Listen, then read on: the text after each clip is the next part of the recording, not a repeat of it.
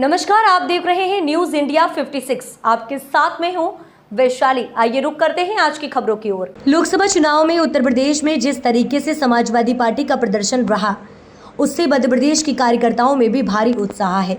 Samajwadi party के प्रदेश अध्यक्ष मनोज यादव का कहना है कि यूपी की जनता ने बीजेपी को सबक सिखाने में कोई कमी नहीं छोड़ी, क्योंकि एनडीए गठबंधन को घमंड था, लेकिन उनके नेता अखिलेश यादव के काम, उनकी छवि, विचार को जनता ने एक बार फिर अपना समर्थन दिया है। यही वजह है कि उत्तर प्रदेश के लोकसभा चुनाव में समाजवादी पार्टी एक सशक्त दल के रूप में उभर कर सामने आई है और आने वाले समय में मध्य प्रदेश में भी समाजवादी पार्टी अपनी सरकार बनाएगी। चाहूंगा सभी लोगों से कि आगे परिस्थितियां ऐसी बनेंगी कि देश में अखिलेश यादव जी ही, अगर आप देखेंगे तो हमारे राष्ट्रीय महासचिव श्री प्रोफेसर रामगोपाल यादव जी ने भी अभी कहा है कि अगर आप देखेंगे तो पूरे देश में जितने नेताओं ने चुनाव में कैंपेन किया, सबसे ज्यादा मर्यादित भाषा में हमारे राष्ट्रीय अध्यक्ष श्री अखिलेश यादव जी ने अपना संयम रखा और जनता के मुद्दों को उन्होंने प्रॉपर रखा। आप हर क्षेत्र वाइज जाएंगे, वहां आप देखेंगे पूरे जनता के मुद्दों को कहा। अगर आप देखेंगे तो बनारस सीट पे भी कई राउंड मोदी जी पीछे चलते रहे।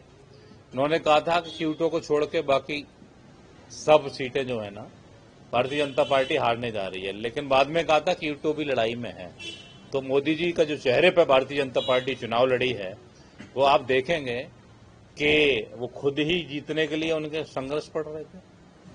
लोगों के फोन आ रहे थे, बोले सारी भारतीय जनता पार्टी की नजर वही लगी हुई है कि मोदी जी का क्या होने वाला है।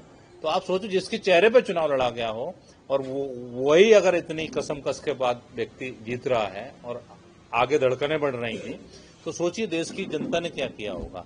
तो इन्होंने जो जगह जगह बेईमानी की है, कुछ जगह घटनाएं आई हैं कि ईवीएम को भी बदला है, ये सारी चीजें हैं। तो उसके कारण जो दिख रहा है बहुमत, जो इनका 240 पे पहुंचे, 41 पे, उसी की वजह से पहुंचे हैं, नहीं तो वहां भी नहीं पहुंचते।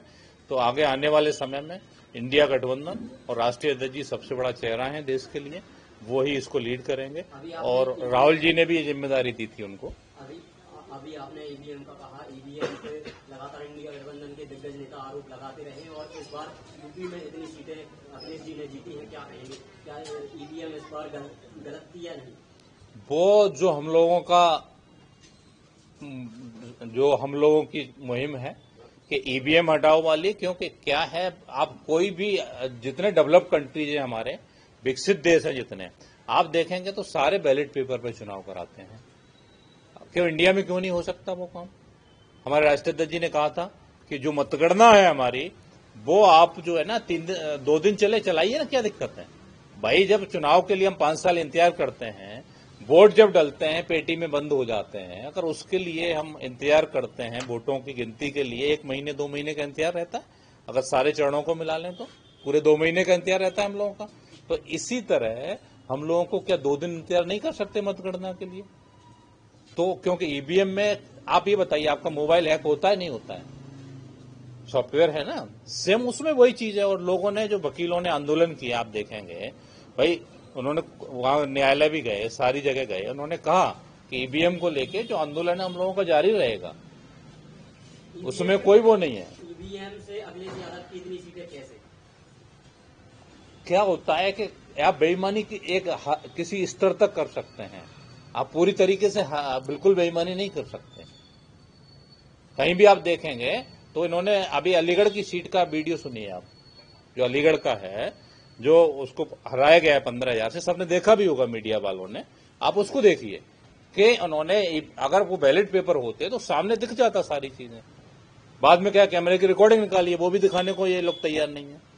अगर बैलेट पेपर होता है तो वो चीजें सामने आपके दिख तो जाएंगी। ईवीएम को तो आप खोल भी नहीं सकते हो, खोल सकते हो क्या?